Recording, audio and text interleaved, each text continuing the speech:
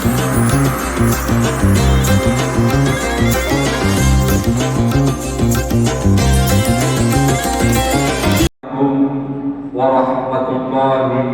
wabarakatuh.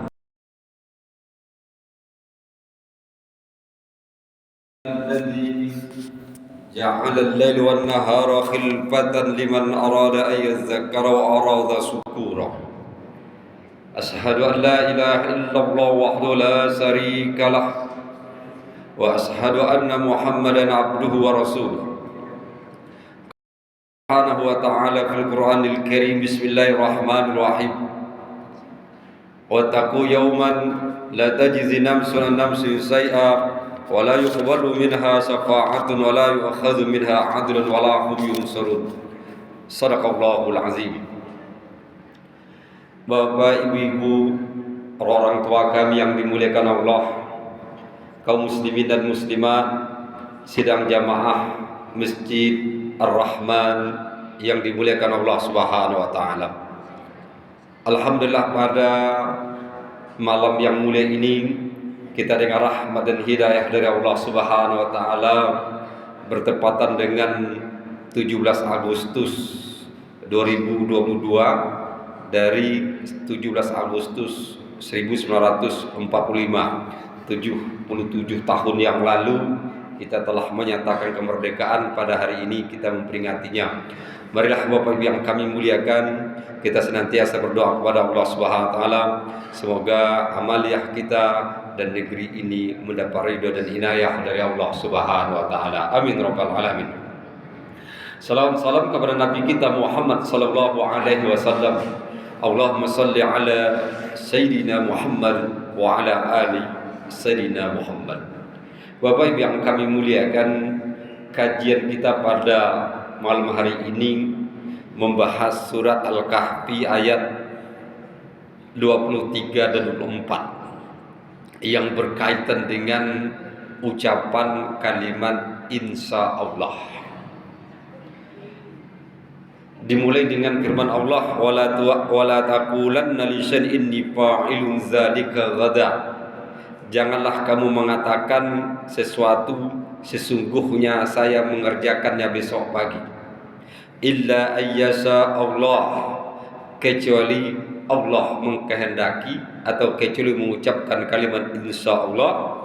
Wazkur rabbaka idza nasita, dan ingatlah Tuhanmu ketika kamu lupa.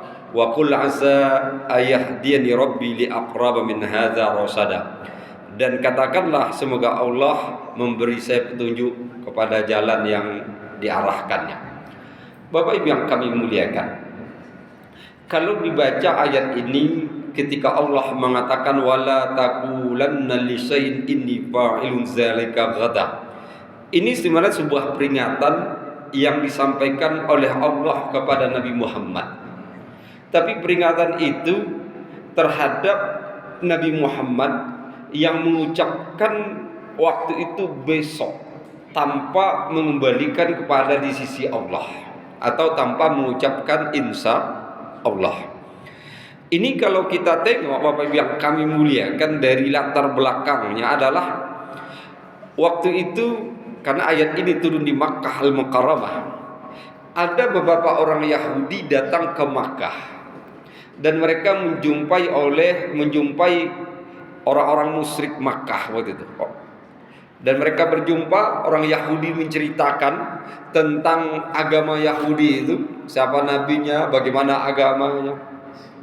Lantas orang musyrik Makkah ini mengatakan, Fina, di antara kami ini ada yang mengaku nabi dan rasul, tapi kita tak tahu dia ini betul nabi atau betul rasul atau dia bohong. Akhirnya orang Yahudi itu mengatakan, coba kalian tanyakan kepadanya tentang 3 hal.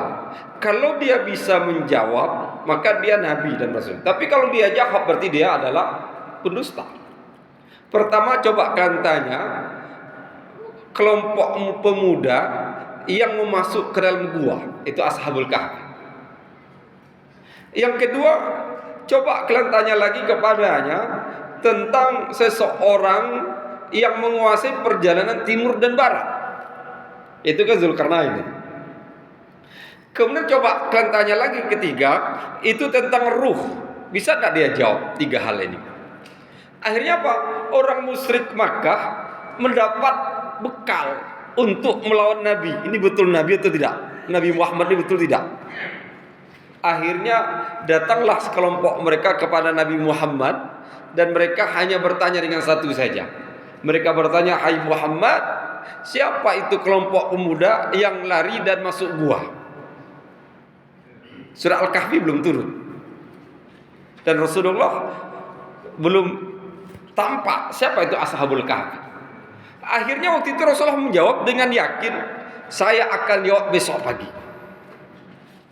Saya akan jawab besok pagi," kata Rasulullah. Maka orang kafir Quraisy pulang. Besok pagi mereka datang. "Hai Muhammad, apa jawabannya?" Rasulullah terdiam. Kenapa? Wahyu tidak turun.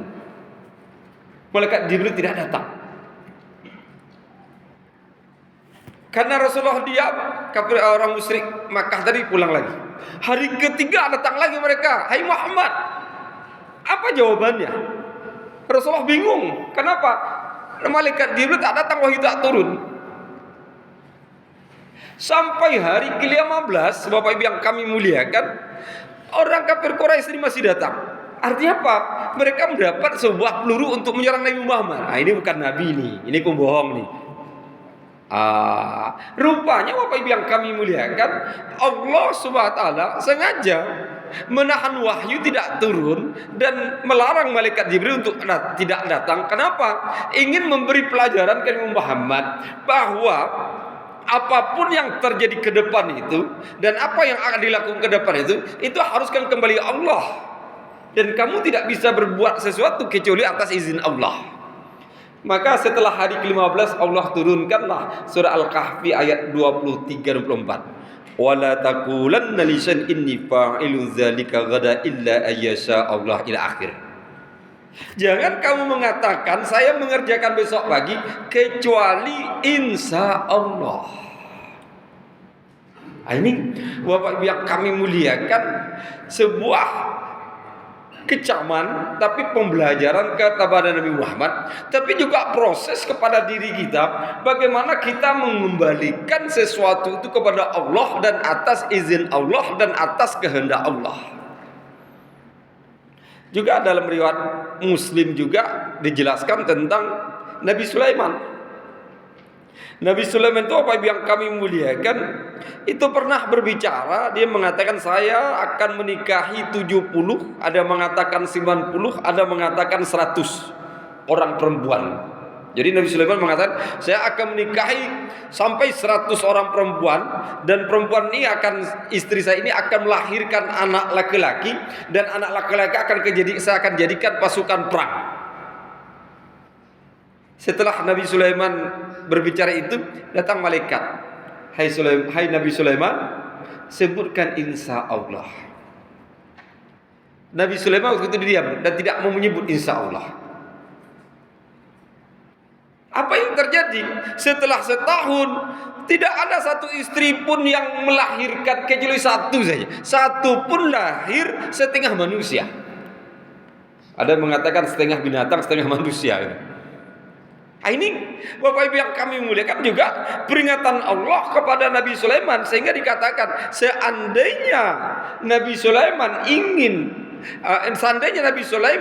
mengucapkan insya Allah sesuai dengan saran malaikat tadi, maka Nabi Sulaiman akan mendapatkan anak-anak dari 100 istri, dan dia punya pasukan perang daripada anaknya sendiri. Tapi karena dia tidak mengucapkan, maka dia tidak diberi Allah sedikit pun. Ini Bapak Ibu yang kami muliakan, kalau kita renung, insya Allah itu kan dari jika, saat, berkeinginan, Allah, jika Allah berkeinginan.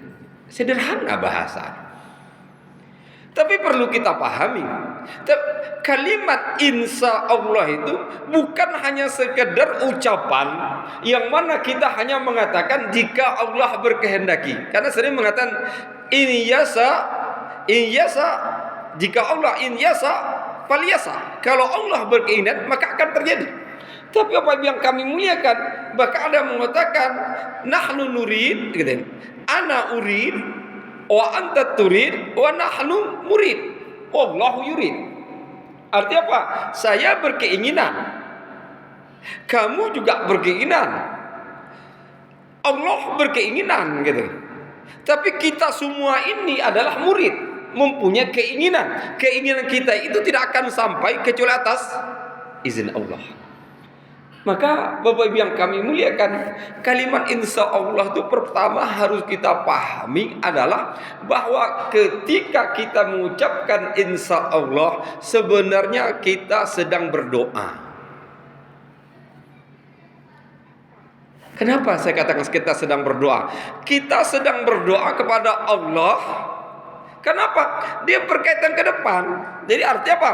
Ketika kita berjanji dengan seorang datang besok, insya Allah, kita sebenarnya sedang berdoa kepada Allah. Ya Allah, berikan saya ke lapangan sehingga saya bisa pergi. Gitu. Kalau itu janji, kita mohon kepada ya Allah, berikan saya kekuatan bisa menepati janji. Itu doa. Kalau itu berkaitan dengan sebuah keinginan, kita mohon kepada ya Allah, berikan saya kemudahan sehingga bisa melakukannya. Itu keinginan.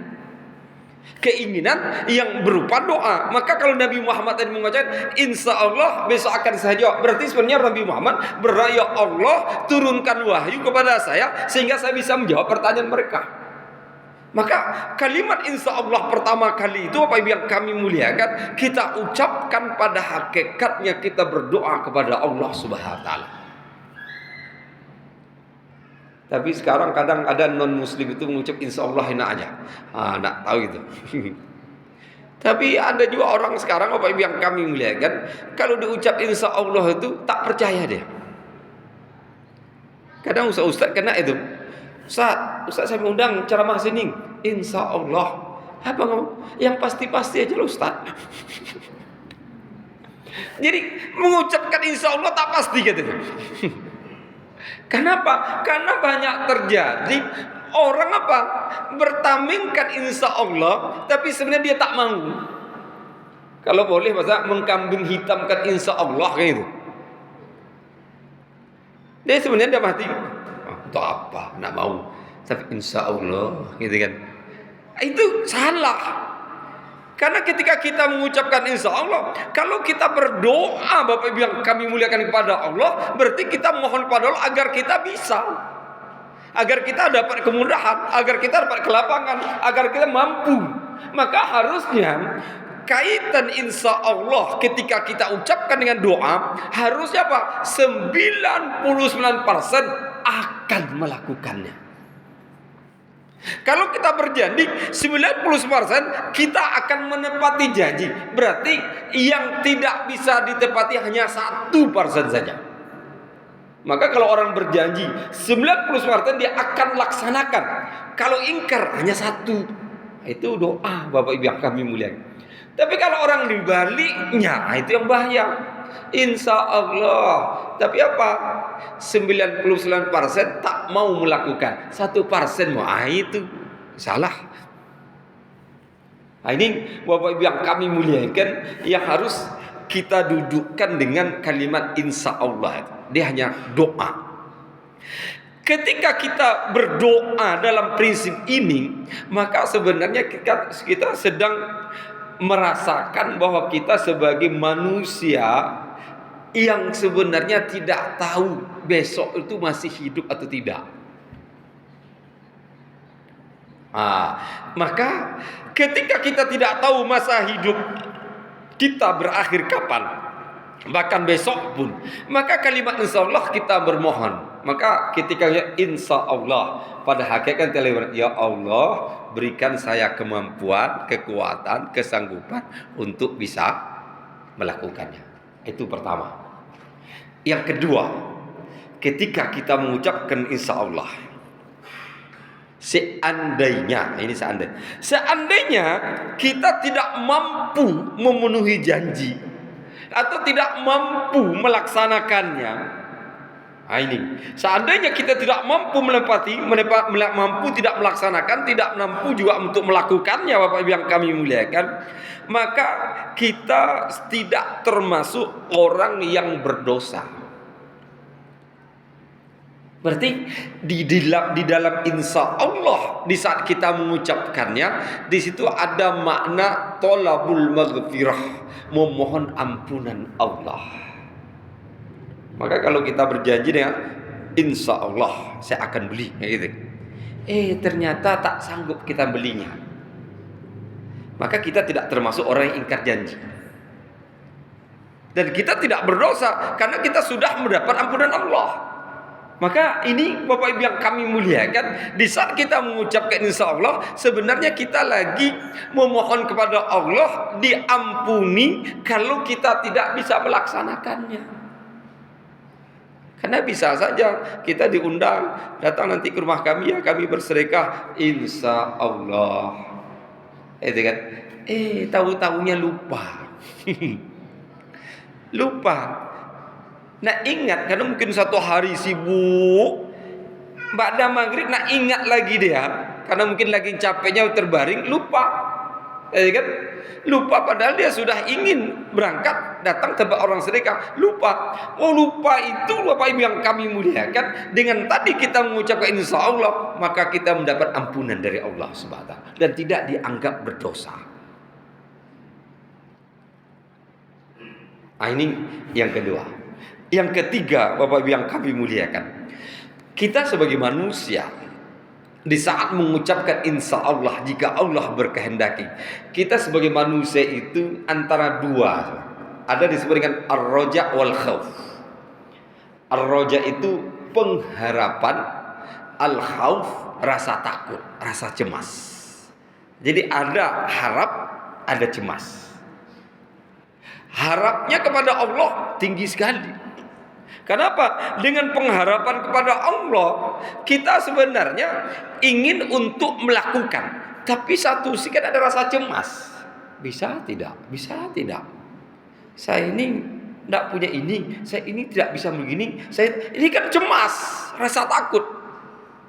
Maka ketika kita antara harap dan cemas ini, ucapan insya Allah sebenarnya penyerahan secara totalitas kepada Allah akan hakikat kita sebagai manusia yang lemah dan tidak punya kemampuan. Kalau kita tidak punya kemampuan, dan satu sisi Bapak Ibu yang kami muliakan, kekuatan itu hanya milik Allah, dan Allah mempunyai kekuasaan dan bisa melakukan sesuai dengan kehendaknya, maka di saat kita mengucapkan insya Allah, sebenarnya kita tolabul inayah. Tolabul inayah itu artinya memohon kepada Allah agar kita ini bisa mampu. Ini hakikat tauhid, akidah. Kenapa kaki akidah di sini? Karena prinsip akidah itu adalah kembali kepada Allah tentang kita sebagai manusia lemah, dan kita serahkan diri kita kepada Allah, karena kita ini tidak bisa berbuat kecuali atas izin Allah. Dan kalau itu berkaitan dengan sesuatu yang mana ingin sekali kita melakukan, tapi kita cemas bahwa kita tidak ada kemampuan, maka kita mohon kepada Allah, ya Allah berikan saya kekuatan. Sama dengan Bapak Ibu yang kami muliakan, kita mengucapkan kalimat la haula wala quwwata illa billah. La haula, tidak ada daya, wala quwwata, tidak ada kekuatan, illa billah, kecuali atas pertolongan Allah. Maka di dalam dikutip oleh Wahb Az-Zuhaili itu dikatakan la haula ala ta'atillah illa bi ma'unatillah wala quwwata ala tarkil ma'asi ala tarkil ma'asi illa bi ismatillah. Jadi Haula dengan kuah itu dikategorikan dua. Jadi artinya la haula ala taatillah, kita tidak punya kemampuan, tidak punya daya untuk melakukan ketaatan kepada Allah illa bi ma'unatillah, kecuali atas pertolongan Allah. Jadi kita tadi dari rumah datang ke masjid melakukan salat maghrib, kita duduk i'tikaf di sini pengajian sampai sholat isya, itu pertolongan Allah. Berapa banyak orang sekarang sibuk kan, mungkin dia ikut lomba 17-an, enggak jadi ke masjid. Berapa banyak orang mungkin tadi saya capek, tidur di rumah. Jadi jadi sebenarnya datang ini ma'unatullah sebenarnya. Kita anak karena hanya pertolongan Allah, kita bisa melakukan ketaatan, melakukan kebaikan.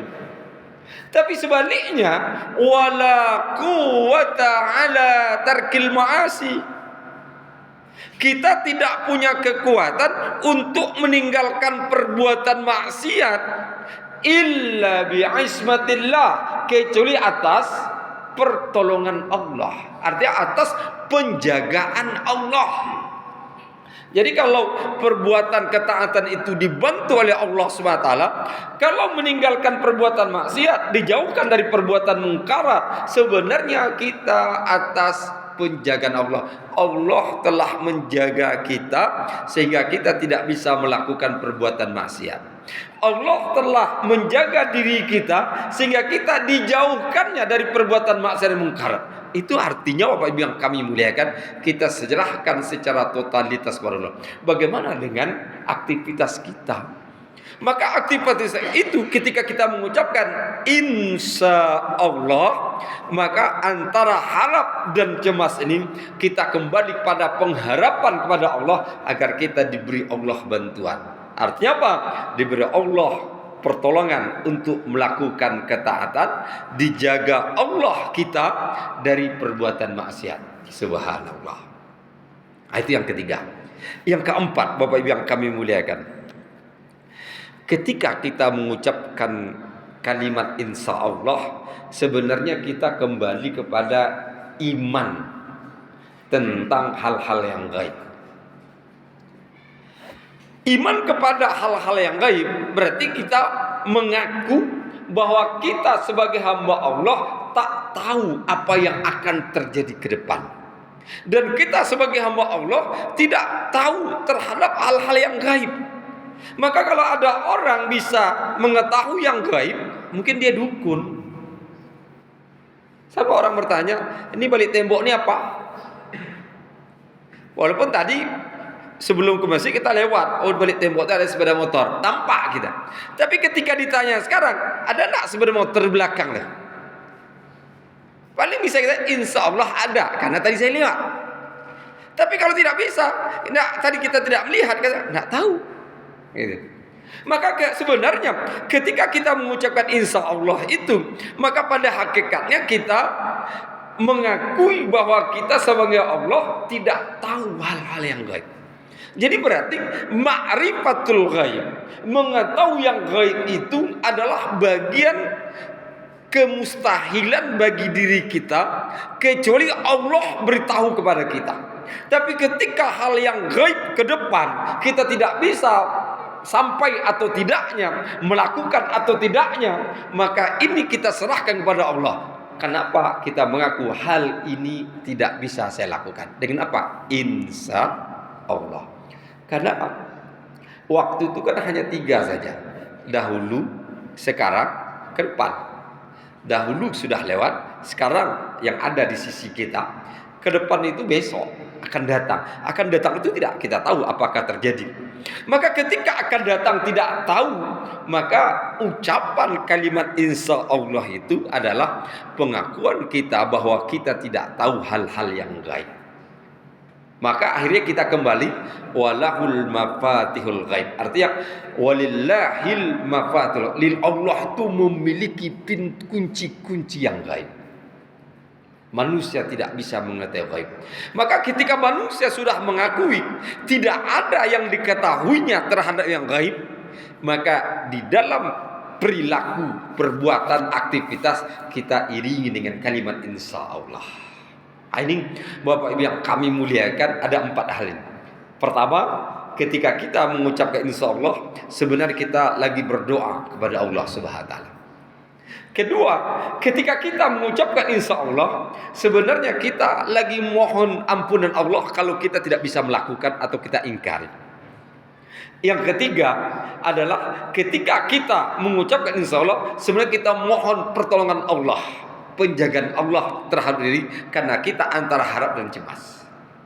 Yang keempat, ketika kita mengucapkan kepada Allah, sebenarnya kita sedang mengokohkan keimanan kita bahwa kita tidak mengetahui hal-hal yang gaib, dan kita menyerahkan hal-hal gaib itu adalah hanya di sisi Allah. Kemudian kembali kepada ayat. Illa ayyasa Allah. Kemudian Allah katakan, wazkur rabbaka idza nasita.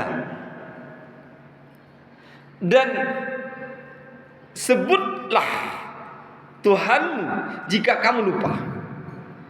Maka kalau kita buka tafsir Ibnu Katsir dan tafsir yang lainnya, itu mengatakan wazkur rabbaka idza nasita.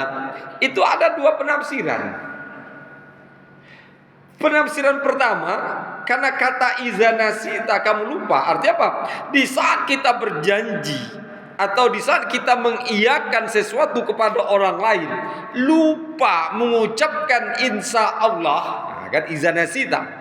Jika kita lupa mengucapkan insya Allah, ada yang menafsirkan pertama ucapkan insya Allah sesudahnya di saat kita ingat.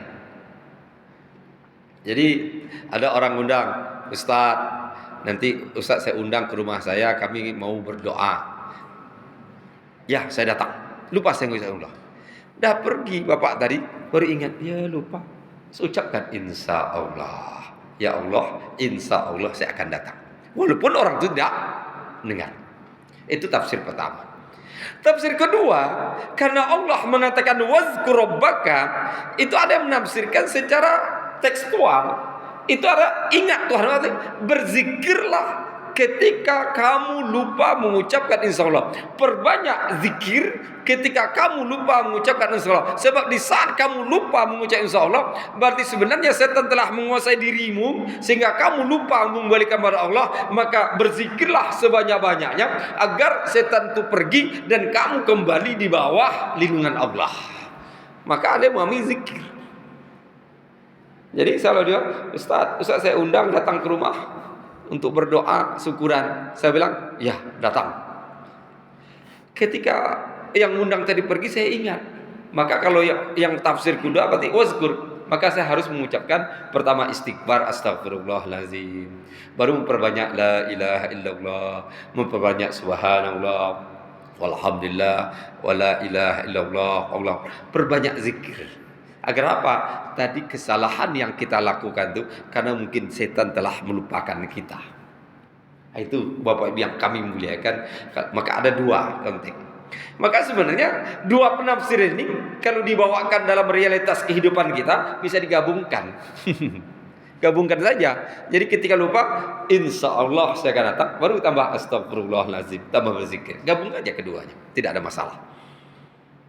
Kemudian wa qul asa ayyahdiyani rabbi li aqraba min hadza rasada. Bapak Ibu yang kami muliakan, kalimat asa ayyahdiyani rabbi, jika kita ditanya tentang sesuatu kemudian kita tidak tahu untuk menjawabnya, kan bisa saja orang bertanya apa ini, kita tak tahu jawaban. Atau kita dihadapkan terhadap sesuatu, kita tidak tahu apa akan kita lakukan. Nah, itu juga termasuk. Bahkan ada yang memahami kalau kita punya pilihan 2 atau 3 pilihan, kita tidak tahu mana yang benar antara 2 pilihan. Kalau disuruh sholat istikharah tak mungkin, karena waktu itu ingin cepat A atau B. Maka kalimat asa ayyahdiyani rabbi artinya apa?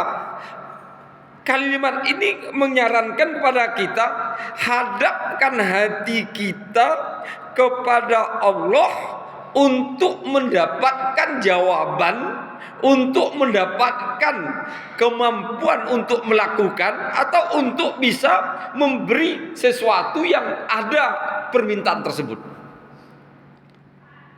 Jadi ketika kalimat asa ya hadiya rabbi li aqramin hadza rasada, itu palingkan hati kita kepada Allah. Jadi artinya apa yang kami muliakan, palingkan hati kita kepada Allah, maka balik kepada Allah. Ketika Pak, apa tanya ini? Coba balik pada diri kita dan kembali kepada Allah. Maka kata kiai saya, dia bilang, ketika kita palingkan hati kita kepada Allah, memohon kepada Allah untuk memberi petunjuk, maka dipatrilah dengan membaca Al-Fatihah. Jadi jangan sampai dijawab begitu saja atau alias asbun. Jadi kadang-kadang ustadz itu juga, ada ustadz itu setiap ditanya jawab, tanya jawab, pokoknya tidak pernah tak bisa jawab. Itu kan ustadz ini mantap itu. Tapi kadang-kadang asbun juga, sembunyi juga. Jadi untuk keluar dari situ apa yang kami muliakan, ketika ada sesuatu pertanyaan yang ditanyakan kepada kita, maka kembali kepada Allah. Mohon hati ya Allah, beri saya petunjuk sehingga bisa menjawab. Al-Fatihah, baca Al-Fatihah. Tapi zaman sekarang terbalik. Sebentar loh, saya buka Google. Ada juga tuh. Tanya lagi. Sebentar ya, Mbah Google ada. Dibuka Mbah Google. Kalau Mbah Google semuanya bisa benar, bisa tidak. Begitu juga ada orang minta antara dua pilihan, A atau B, gitu kan. Maka palingkan hati kita kepada Allah dan mohon ya Allah, beri saya petunjuk apakah A atau B. Al-Fatihah, baca Al-Fatihah. Kalau kita betul-betul kembali kepada Allah, itu Allah berikan ilhamnya. Ini Bapak Ibu yang kami. Maka ketika kata ayah dia nih Rabbi, itu kembali kepada Rasulullah tadi sebenarnya awalnya. Jadi ketika Rasulullah ditanya tentang pemuda yang pergi ke gua tersebut, sebenarnya Allah katakan, "Hai Muhammad, kau palingkanlah hatimu kepada Allah, mohon kepada Allah asal memberi petunjuk. Jangan jawab begitu saja besok, itu kan, tanpa mengucap insya Allah." Begitu juga kepada diri kita ketika diminta apa tentang ini, palingkan hati kita kepada Allah. Ya Allah, berikan saya petunjuk bagaimana jawaban ini. Ketika ada orang minta bantu, kita mampu atau tidaknya, palingkan hati kita kepada Allah. Ya Allah, beri saya kemampuan sehingga saya bisa membantu orang ini. Subhanallah. Kalau begitu apa yang kami muliakan, indah sekali sebenarnya kehidupan. Kenapa? Keindahan itu didasarkan kepada akidah. Akidah kita yang kuat, iman kita yang kokoh, dan kita kembalikan kepada Allah. Kalau sudah kita kembali kepada Allah, Allah akan turunkan sesuatu jawaban. Allah akan berikan kepada kita ilham bagaimana mensikapinya. Tidak sembarangan. Ada orang bertanya, Ustaz, bagaimana dengan masalah? Ini masalah yang berat nih. Kalau masalah yang berat itu kembali kepada Allah lagi. Duduk sebentar, kembali kepada Allah, coba baca Al-Fatihah. Kalau tak usah baca Al-Fatihah, selain Al-Fatihah boleh, tidak ada masalah. Apalagi baca surah Al-Kahfi ya duluan.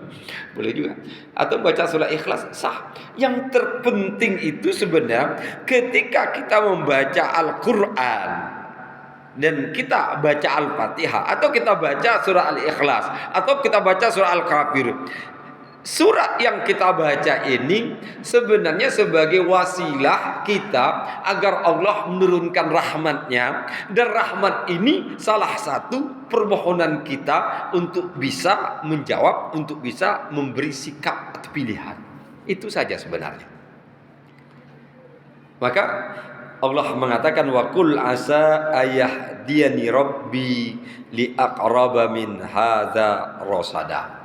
Bapak Ibu yang kami muliakan, dua ayat ini, ayat 23 dan 24 dari surah Al-Kahfi ini, maka memberi sebuah proses pembelajaran kepada kita bagaimana kita sebagai manusia yang kehidupan kita ini diberi batas, ada sekat-sekatnya. Batas-batas ini Bapak Ibu yang kami muliakan hanya sebatas daripada pikiran, sebatas dari panca indera, dan sebatas daripada perasaan. Maka batasan panca indera, batasan pikiran, batasan perasaan ini yang dibalik itu tidak kita tahu, maka kita kembalikan kepada Allah. Di saat kita kembali kepada Allah, maka pada hakikatnya kita mengokohkan keimanan bahwa Allah yang memberi kekuatan untuk kita bisa melakukannya. Keimanan juga bahwa Allah yang memberi bantuannya sehingga kita bisa melaksanakannya. Satu sisi keimanan kita bahwa kita hamba Allah yang lemah, kita berada antara harap dan cemas, maka kita harap, kita inginkan pengharapan kita itu dikabulkan Allah, cemas kita itu dijauhkan Allah. Maka otomatis di sini ada perlindungan Allah. Maka perlindungan Allah ini yang kita mohon agar kita mendapatkan ridho dan inayahnya. Inilah barangkali Bapak Ibu yang kami muliakan, kajian kita pada malam hari ini. Barangkali ada pertanyaan atau ada yang perlu kita diskusikan, saya persilakan.